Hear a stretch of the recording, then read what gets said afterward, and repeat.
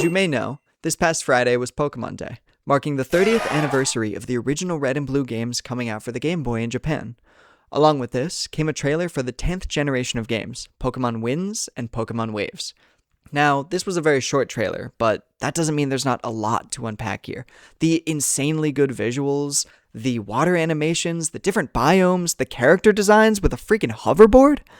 There's a lot to be excited about, but to start off, I want to talk about probably the most exciting part, the addition of 2 new costume Pikachus.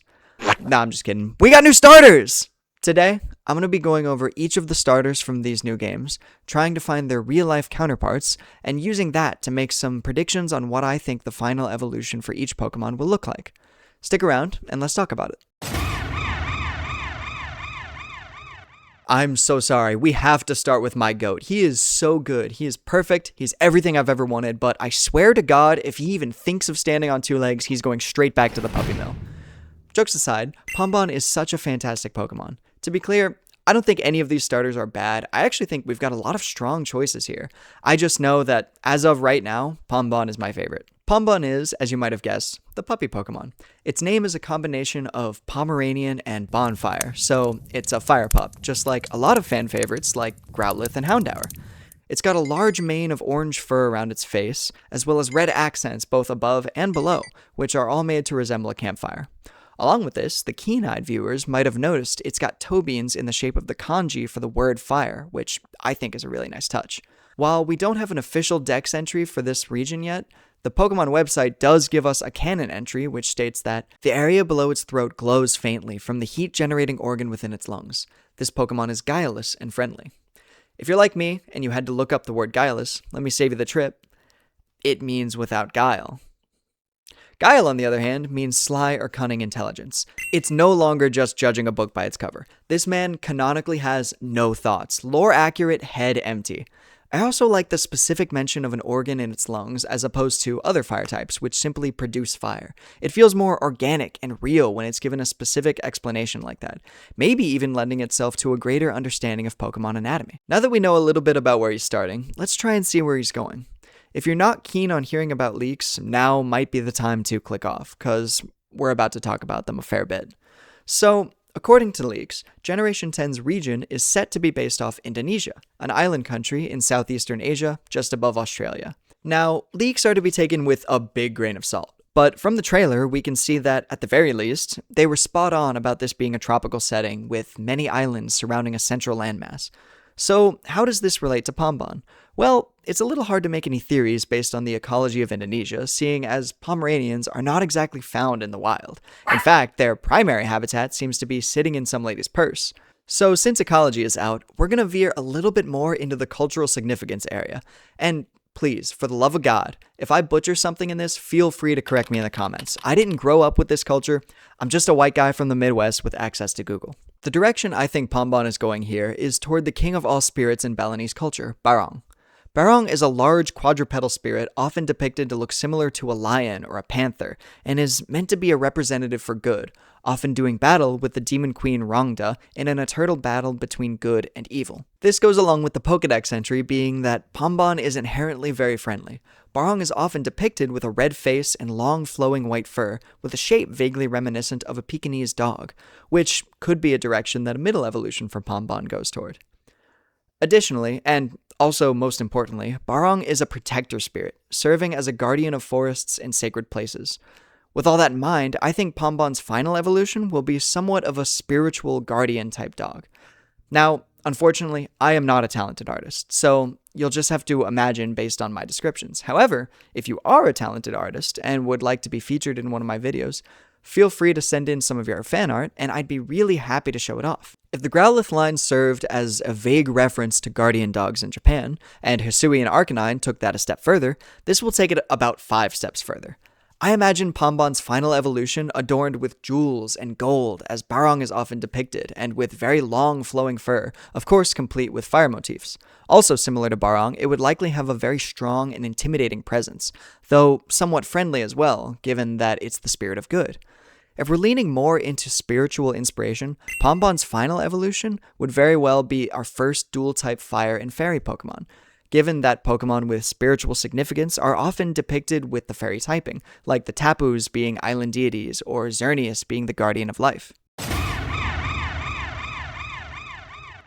Moving on to the water type starter, we've got Gecqua, the water gecko Pokemon. The naming inspiration here is pretty obvious, being a combination of gecko and aqua. Gecqua is all blue with a water droplet design on its forehead. It's got bright purple eyes, prominent eyelashes, and a large bulbous tail. This is very similar to the crested gecko, which also has these large eyelashes. According to its dex entry, this Pokemon launches springy balls of water from its tail. Gecqua is very intelligent and maneuvers shrewdly while putting on airs. And again, we turn to Google. To put on airs means to act superior, snobbish, or more important or sophisticated than one actually is. Basically, Gecqua's personality trait is to look down on people. As we might have guessed, the large tail is a sack meant for holding water, which it can later fling at an enemy. This goes along with species like the golden-tailed gecko, which are known to shoot water out of their tails to ward off enemies. Moving on to what I think its final evolution will look like, I couldn't be talking about reptiles of Southeast Asia without talking about the Komodo dragon. Varanus komodoensis, or the Komodo dragon, is a poster child of Indonesian ecology. Going back to the bit about the tail, Komodo dragons have incredibly strong, muscular tails, often being able to whip prey to do a little damage before they go in for a deadly bite.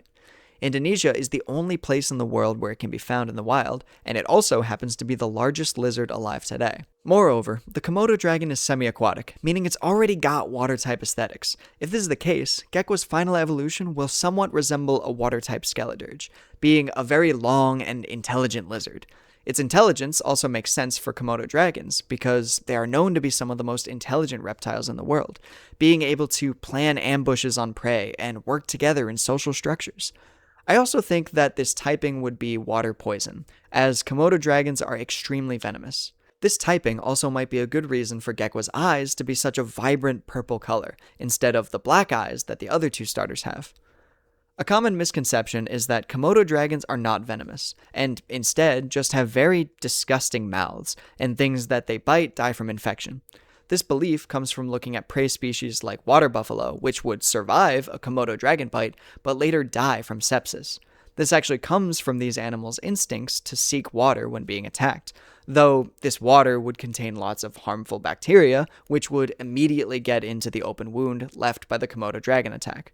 Specifically, they have a venom which serves as an anticoagulant, meaning it stops blood from clotting and makes the victim bleed more. This harshly drops blood pressure and eventually induces shock in their prey. If not a secondary poison typing, the Pokedex entry and general vibe of this Pokemon makes me think it also might be Water Dark, given that it's very sly, cunning, and often looking down on other Pokemon, much in the same way as Pokemon like Liepard or Thievul. Other honorable mentions for reptiles it might resemble are the Water Monitor, another similar lizard to the Komodo dragon, and the blue-tongued skink, an Australian lizard and largest member of the skink family. By the way, I've been making these videos for a little while now, and they've been a lot of fun to make. If you like this video, I hope you'll check out some of my other videos where I go in depth on the ecology of specific Pokemon. If you like what I do, consider supporting me on my shiny new Patreon or a one-time buy me a coffee donation, so I can afford to put more time and effort into these videos. Links are in the description. Lastly, we have the grass-type Browt, the bean chick Pokemon. Its name is a play on eyebrow and sprout, which are very obvious considering its design. Browt has a very soft yellow natal down similar to most baby birds, small wings, and black legs. Most strikingly are the two leaves that emerge from the top of its beak, greatly resembling eyebrows. This makes the Pokemon look perpetually grumpy. The grass-type inspiration here seems to come from chickpeas, a fairly fast-growing legume that requires full sunlight to grow. This goes well with its Pokedex entry, which states that this Pokemon runs about energetically while photosynthesizing using the leaves on its brow. It's lively, but can also be a little bit clumsy. Unfortunately, it's not very easy to see what bird Browt is based on, given that many birds look extremely similar when they've just hatched, but I think there's some inferences we can make based on the Dex entry and a bit of its design. At first, you might look at Browt and see an evil Rowlet. I know I did at first, and while having recently done something similar hasn't stopped the Pokemon Company in the past, I don't think that's what's going on here. For starters, let's look at Browt's wings. They are short, stubby little things that very much so seem incapable of flight. There's also a lot of emphasis on the legs of this design. While Rowlet had legs that were covered in feathers, Browt has them clear of plumage, allowing it to move around more easily. This is very similar to flightless birds like ostriches and kiwis, which don't have plumage around their thighs. There's also the Pokedex entry that mentions how much it runs around. All this to say, I believe Browt will not be a grass-flying type, but will instead evolve into a flightless bird. Scolopacidae is a family of birds found most often in wetlands and beaches of the northern hemisphere. Think sandpipers, plovers, snipes. This is the sort of direction I think Browt is going. A bird that primarily moves around on its very long and skinny legs, running around very quickly. In Indonesia and Australia areas specifically, the bird that most easily comes to mind is the cassowary. This is a ground-dwelling forest bird native to northern Australia, which is known for their powerful legs. Another Australian bird that might fit the bill is the emu, another flightless, long-legged bird which happens to be a very strong runner.